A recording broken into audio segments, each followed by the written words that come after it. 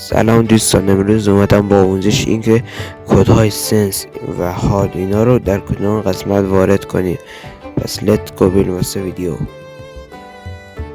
برای وارد کردن کد گان، کد سنس گان، مثلا من میخوام روی شماره 3 چیز کنم. بعد بزنید روی قسمتی که اینجا نوشته نو، بعد بزنید روی اون قسمت. من براتون نشون میدم. بعد روی این قسمت باید بزنید. بعد میزنید روی قسمت 3. بعد اینجا وارد میکنیم و بعد حالا میریم و چطور باید بریم کد سنس رو وارد کنیم. میریم وارد ستینگ میشیم. حالا اینترنتم ضعیفه و میریم روی این قسمتی که الان براتون نشون میدم. رویش خط میکشم. روی این کلیک میکنیم،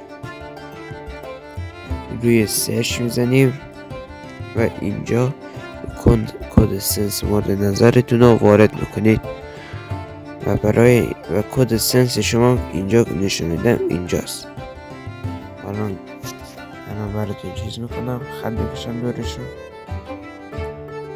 اینا کد سنس خودتونه